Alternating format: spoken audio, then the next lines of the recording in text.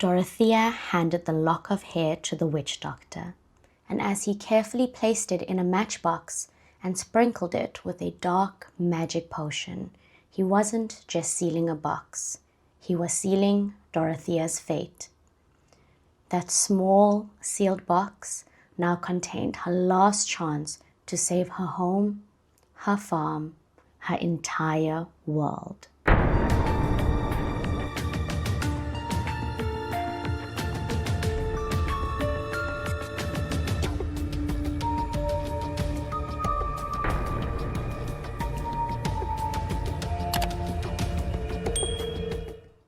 Welcome back to Murder and Mystery Mzansi, the channel where we dive into South Africa's most famous crimes, unbelievable mysteries, and everything in between.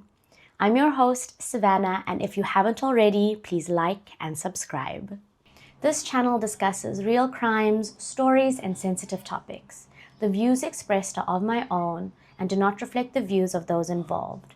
Viewer discretion is advised. Today, we're going back over a century ago to the early 1900s, to the story of a woman who put the craft in witchcraft, Dorethea Kraft. Now, she wasn't actually a sangoma or a witch doctor, but she did turn to one to help her save everything that she had. This is the story of a farm, a fatal contract, a failed love potion, and a fateful decision made in the heart of a violent storm. This is episode 3, Krafting a Murder.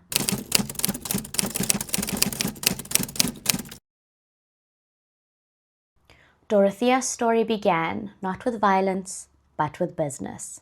In 1914, in the Lichtenberg district in the Transvaal, Dorethea Kraft, a widowed farmer, was struggling. Her farm, Treurfontein, which directly translates to Fountain of Sorrow, was a drought-stricken, unproductive piece of land. Being a woman in charge of a household and a farm, Dorothea wasn't taken seriously by anyone, including the laborers that worked on her farm. She was barely scraping by with her daughter, Polly. While Dorothea faced numerous obstacles, a young Jewish immigrant from Alaska, Louis Tumpowsky, had quite the opposite experience. Louis Tumpowsky arrived in South Africa in 1887 at the age of 22. He made his way to Johannesburg, which at the time was a small but rapidly expanding mining town. Realizing the potential of the town, Louis, an entrepreneur, started selling provisions to people in Johannesburg.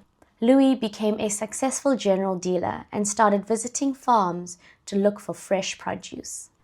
Louis and Dorothea crossed paths when Louis visited her farm and was looking to buy some produce. A professional relationship was formed, and it was at this point that Dorothea confessed that she was having trouble running the farm.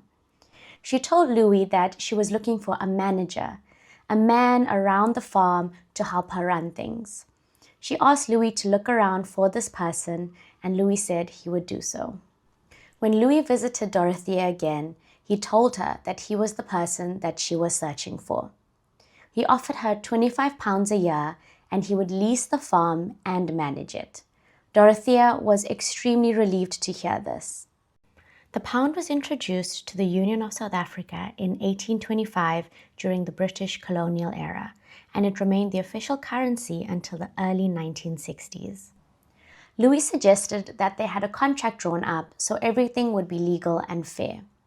Attorneys in Johannesburg drew up the contract, and on the 21st of May, 1914, both Dorothea and Louis signed the contract. Shortly after signing the contract, Louis moved onto the farm, and the relationship became a little bit more than just professional, as Louis and Dorothea began sharing a bed. Unfortunately, not even the entrepreneur Louis could turn things around on the farm, and in 1918, Dorothea made the decision to sell it. Dorothea was hopeful that by selling this farm, she would finally make some money out of it. Unfortunately, things took a very unexpected turn for her. Louis revealed that he added a special clause to the contract that they signed. He added an option giving him the right to buy the farm at the end of the lease for a price well below market value, £3 and 5 shillings a morgen. A morgen is approximately 100,000 square meters, and this totaled to less than half the value of the property. By selling the farm, Dorothea was ending Louis's lease, and with a special clause, she was forced to sell the farm to him at a fraction of the price. Dorothea was horrified. She insisted that the special clause wasn't made known to her, but when she consulted her attorneys, they revealed the cold, hard truth. The contract was legally binding, and there was nothing that Dorothea could do. Feeling utterly trapped, Dorothea tried to appeal to Louis's better nature. Since they were already intimate, she hoped that he still had feelings for her. So she proposed that they got married. By marrying him, she was hoping they would be able to nullify the clause in their anti-nuptial agreement. A woman proposing marriage and owning her own farm, Dorothea was ahead of her time. However, because of her decision to sell the farm and because of the clause he added, their relationship was in complete tatters, and Louis refused her proposal. This was her first dead end, but it wouldn't be her last.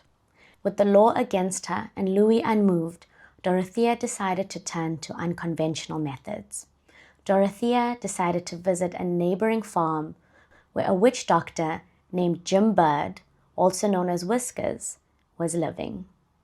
She requested that Jim Bird make her a love potion, something that would make Louis fall madly in love with her and hopefully tear up the contract. When Dorothea got home, she put some of the potion into Louis's tea, but instead of it making him fall in love, it made him fall violently ill. Louis accused Dorothea of poisoning him, and from that day on, he refused to eat anything she prepared for him. Dorothea decided to visit Jim Bird again. The second magical attempt involved a lock of Louis's hair. His hair was placed in a matchbox, and a few sprinkles of magic potion was put in with the lock of hair. Jim Bird told her that this needed to be placed under Louis's door, and by the next morning, Louis would be dead.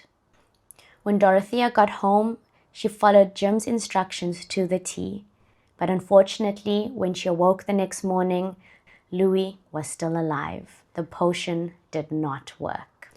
Dorothea was starting to run out of options, but she wasn't going down without a fight.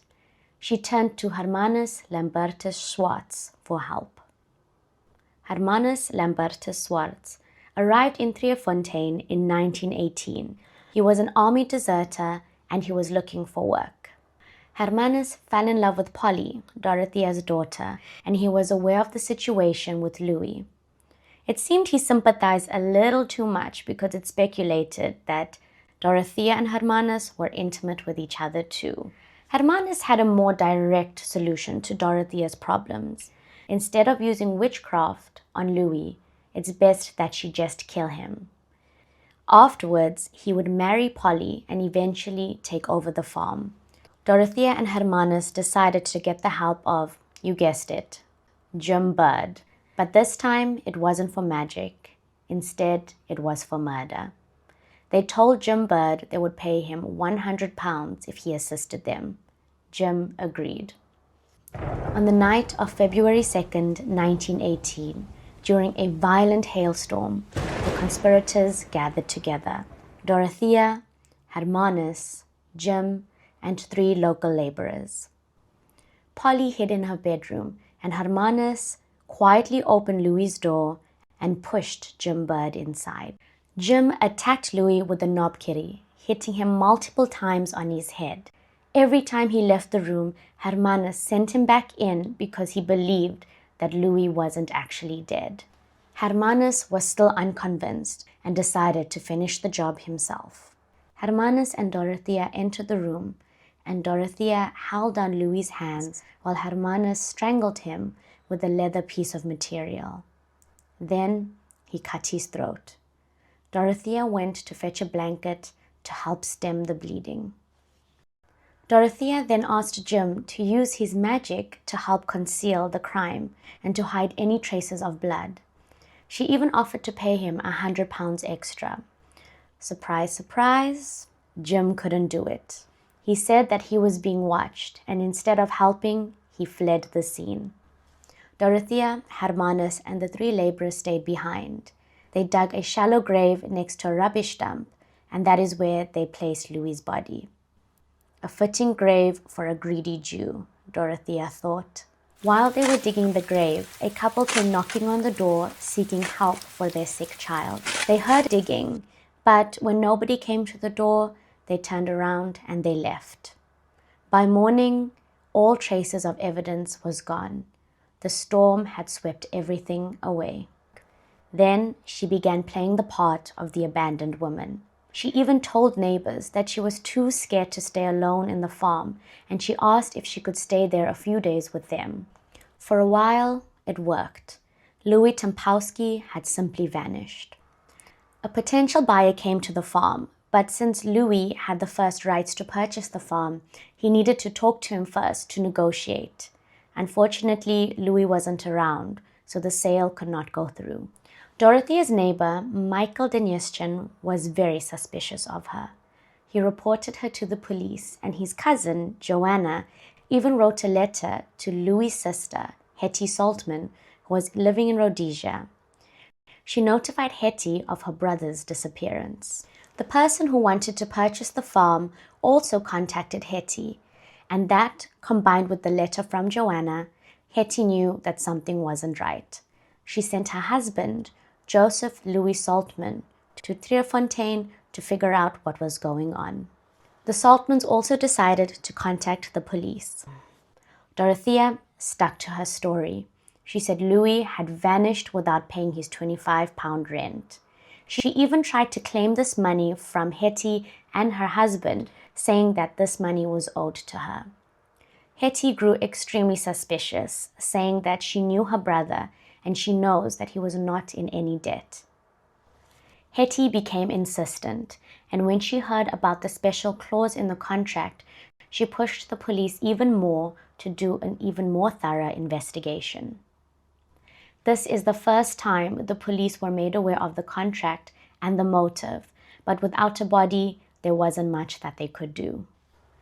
News traveled all over town, and the police also received an anonymous tip about the mysterious digging on that fateful night. It was clearly from the couple that came seeking help for their child.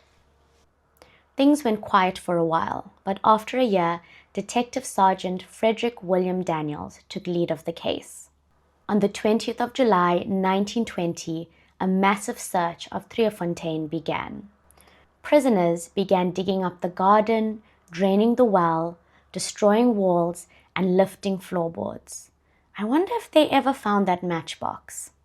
The investigation on the farm lasted 6 weeks, but they found no evidence. The police even offered a £100 reward for any information. The breakthrough came when Detective Sergeant Daniels arrested the witch doctor, Jim Bird, who was interviewed on the 20th of August. For a witch doctor, Jim was easily broken, just like his spells. He confessed to the murder and was able to identify everybody that took part in it. He told the police that he couldn't tell them where the body was buried because he fled the scene.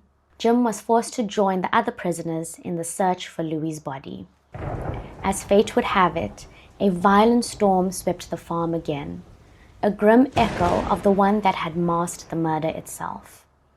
The following day, on September 22nd, just over 2.5 years after the murder, Louis Tumpowsky's body was discovered near the rubbish dump by none other than Jim Bird, the witch doctor whose magic had failed, but whose testimony and discovery would now seal his accomplice's fate. Although the body was badly decomposed, a signet ring and his boots confirmed Louis's identity. Dorothea was now remarried and known as Dorethea van der Merwe. Dorothea van der Merwe, Hermanus Swartz, and the 3 laborers were arrested. The trial began on June 13, 1921 in Potchefstroom. This was the first trial of a white woman for murder, causing high public attendance. At the trial, it was revealed that the cause of death was a fractured skull caused by Jim Bird. But in a calculated move, Jim struck a deal. He became a Crown witness in exchange for full immunity. Even though he killed Louis, he wouldn't be punished for his crime.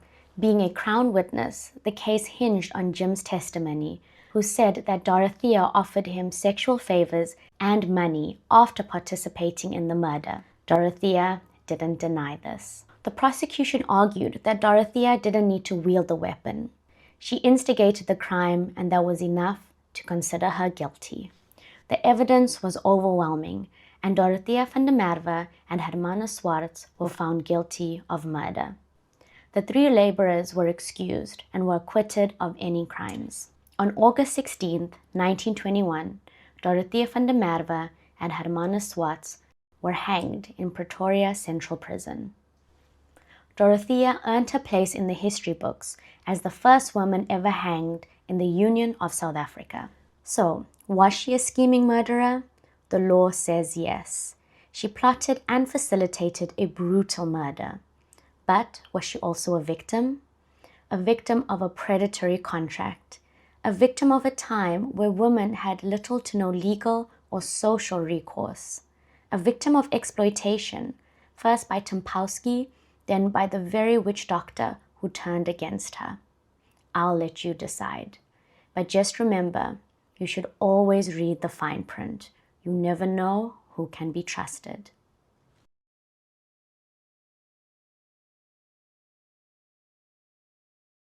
Thank you for joining me on Murder and Mystery Mzansi. I'd love to hear your thoughts on this case, so leave it in the comments below.